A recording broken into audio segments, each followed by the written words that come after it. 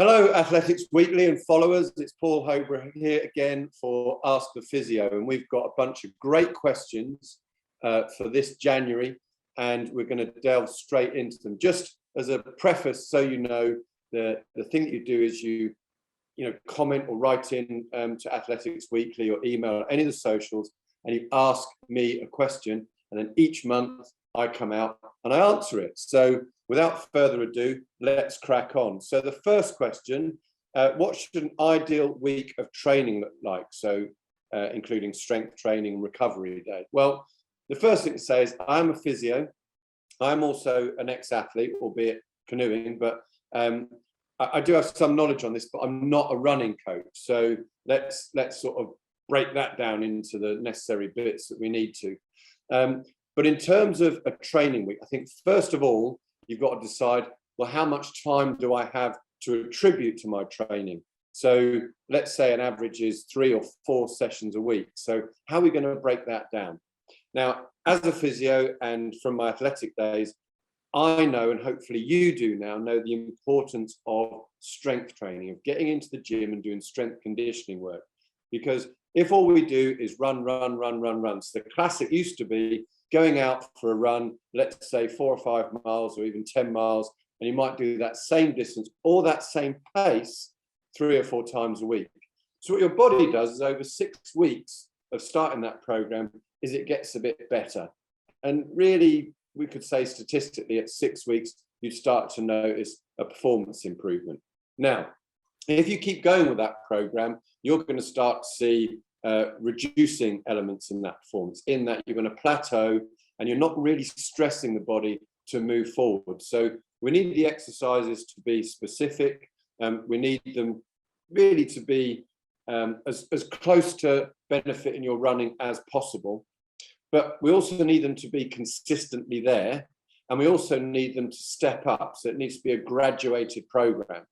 So if we do something that is the most specific thing to running, which is running, that's really good. If we gradually increase what we're doing, that's good. But strength conditioning gives us a chance to build that local muscle strength, that local muscle endurance, which in turn makes us less injury prone and more likely, stronger and more likely to develop ourselves. So what would it look like if it was 4 sessions? I would say you're better off if you've only got 4 sessions, 1 really good strength conditioning session. You would probably want a reasonable sort of distance run. So depends upon what you're capable of. If you've never run 6 miles before, don't suddenly go and run 6 miles. Some interval sessions as your next run. I think they're vital to really lift the anaerobic threshold, which is a point at which you stop having the available oxygen there all the time. You start feeling a little bit depleted in that, because that helps lift that anaerobic threshold and actually increases the endurance base you've got. So, and depending upon what your desire is, so if you're looking to run shorter distances, you definitely need some speed work. If you're trying to do longer stuff, then the last session would be a longer run. But I think that just having that 1 strength conditioning session isn't enough. So you'd look on other days just to top that up with little micro strength conditioning sessions. It takes nothing to do 25 single leg squats on each leg while you're brushing your teeth. It takes nothing to hold a plank while the kettle boils. So you can just do these little micro sessions to build that up, but 1 really good structured strength conditioning session. I suppose what we're saying is about 25% of your running, of your training should really be strength conditioning work. So depending on how much you put into it, that should be a good notion. That's injury prevention, that's free speed, because you will be stronger in every stride. So, and in terms of recovery, it really depends on your level. If you're training 4 days a week, your recovery is there every week.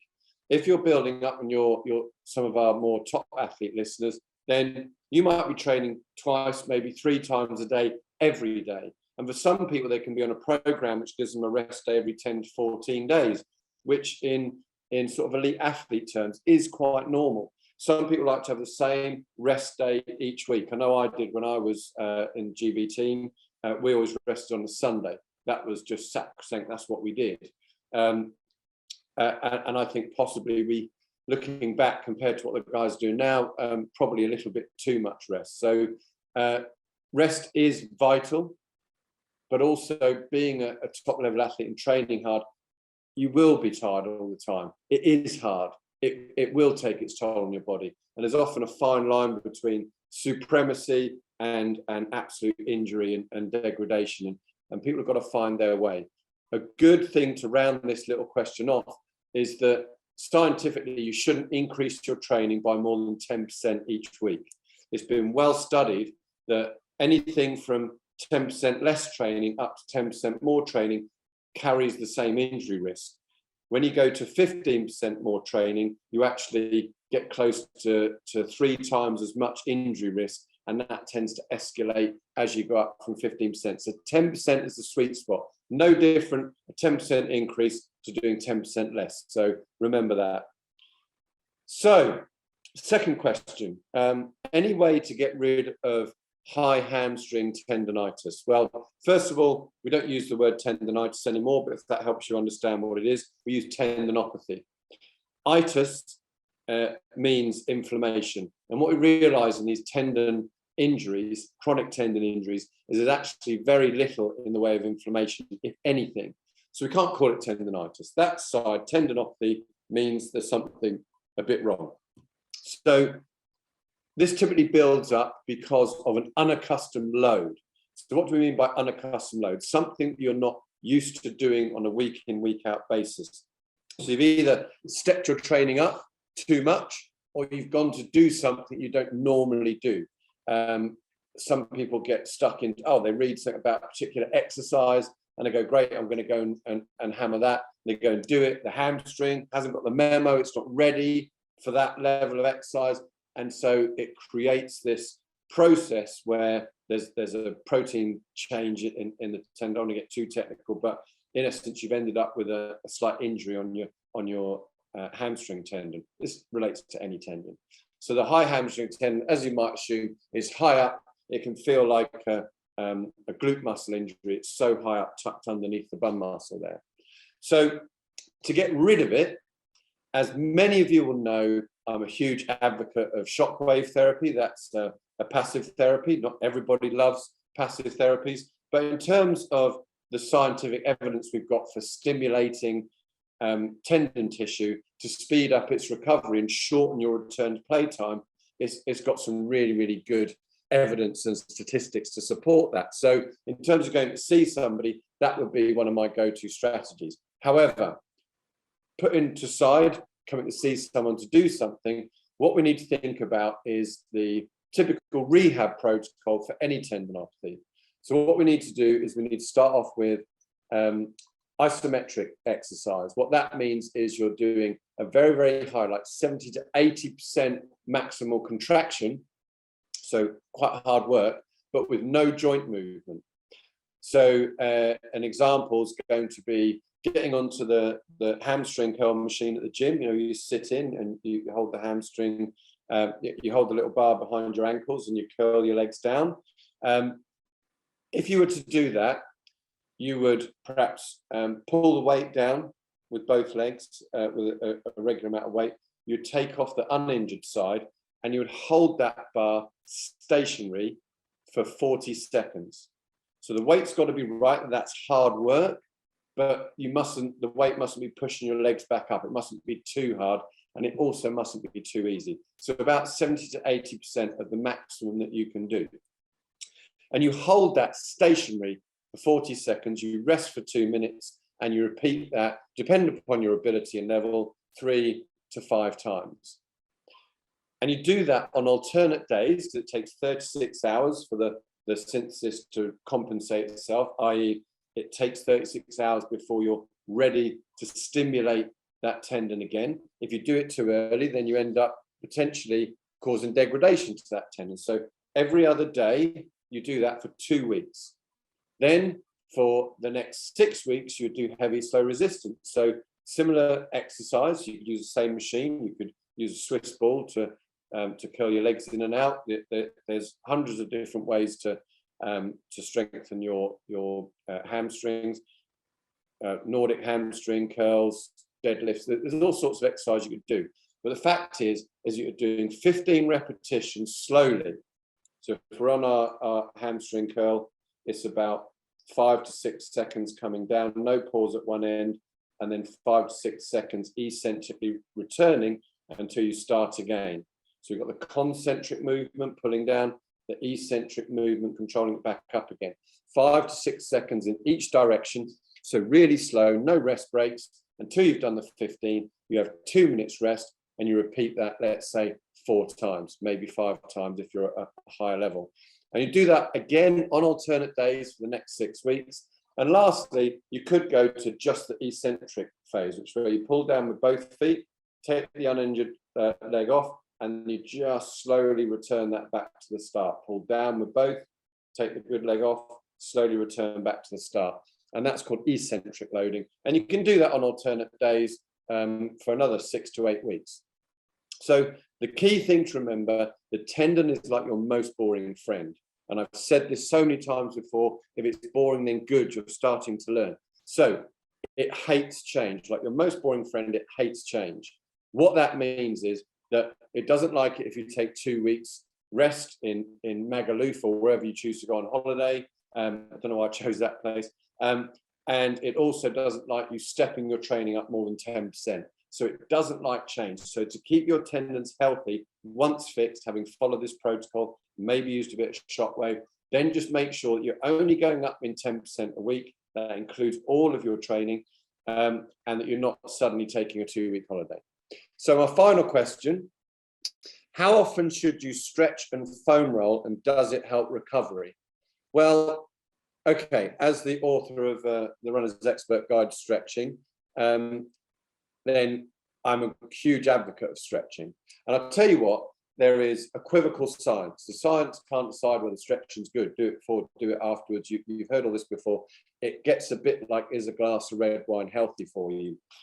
You know, the fact of the matter is that I defy anybody to have been very inflexible, have gone and done, let's say, yoga or Pilates or a stretch class, and done it for a long enough period of time, maybe 6 months, maybe 8 months, and not have felt the benefit, not have come out as a more flexible individual. So where a lot of the science is, they say, right, we're going to do a 6-week stretching program. It just probably isn't long enough. So I think that it's something that you should make as part of your regular diet, okay? So that you're doing some stretching. Now, stretching before intense exercise has been shown in some studies to make you a little bit weaker and therefore probably isn't performance enhancing. We pretty much all agree on the fact you shouldn't do static stretching. That's holding a stretch for 30 or 45 seconds or whatever it might be before you go and exercise. So that's kind of really well understood. But dynamic stretching, so the drills you do, high knees, heel flicks, leg crossovers, all this sort of stuff is all part of the warm-up and helps to get the blood flow into those muscles and prepares you for exercise. It gets your heart rate up a little bit, but it does improve the range of movement slowly. And I think that is vital for you to go and perform at your best. And I don't think there's many people that necessarily disagree with that. Now, afterwards, should you then stretch, foam roll, and all the rest of it? I would make a strong argument for yes. I think your stretches should be 45 seconds to a minute held. I think that there is a potential place for foam rolling in here, but there's very, very, very few studies that will show you that foam rolling does anything other than create a microscopic tiny window where you feel a bit less pain. And some people have suggested that vibrating foam rollers are a little bit better. And is foam rolling better than stretching or not? In terms of the whole body, in terms of joint movement, in terms of the way you're putting your joint capsules in, stretching wins hands down at helping to mobilize the joint. No question. Foam rolling has pretty much been proven in many scientific studies to do absolutely nothing. Certainly no performance increase, certainly no reduction in DOMS, certainly no reduction in muscle tension that is shown to be long lasting. A small window. I've read loads of studies on this. Perhaps don't use foam rolling before sprint events, things like that. There is a small period of time where by doing some foam rolling will reduce the feeling of pain that you get, but it's not long lasting. It's what we call acute. It's in a very short period of time. And all that is you've kind of hyperstimulated your nervous system against this assault, and it's done nothing more than that, kind of excite your nervous system. People talk about fascia and fascia trains, and does it actually help to mobilize the fascia? No science to support it. Certainly, people foam rolling your ITB, you're on a hiding to nothing. If I foam rolled this computer screen that's in front of me, or my phone, or a metal railing, or my treatment couch, it wouldn't get longer. But you've probably got as much chance as lengthening with a foam roller as you do your IT band. It's got the tensile strength steel, it isn't going to move. So why do we think that it's going to do too much more to our muscles? If it feels good and you feel like a better, more competent athlete, and it does something for you psychologically, or you believe wholeheartedly it does something for you physically, and you wouldn't perform as well without it, then don't listen to me, carry on. It's not doing you any harm. It's very painful, but it's not doing you any harm. So if you want to do it, crack on and do it, but the science suggests otherwise. There's 1 or 2 papers I've seen that said it might give a very small lived, tiny little percentage improvement for a short amount of time, but we can't prove it for anything lengthy. So how often should you stretch? I would say do your range of movement stuff before every session and do some slightly longer held stretches afterwards. I'm still an advocate of that. Some people say no, but just go back to my first analogy. Imagine someone you know, the tightest person that you know in terms of musculoskeletally, not money, and they go and spend 6 months going to regular yoga or Pilates or stretch classes, and then you see them out the other end. They will be a more flexible person. I think anybody that's gone through that process will agree. So yes, it does work.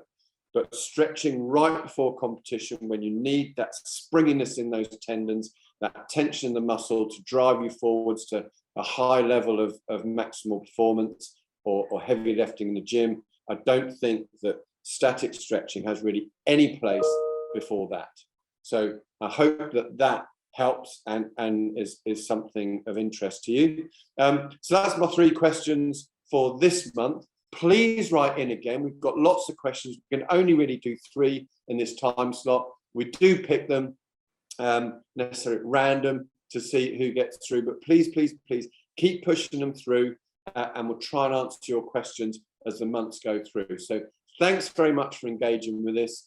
Keep engaging with Athletics Weekly. My name's Paul Hobrough. Get in touch for any of your physio needs.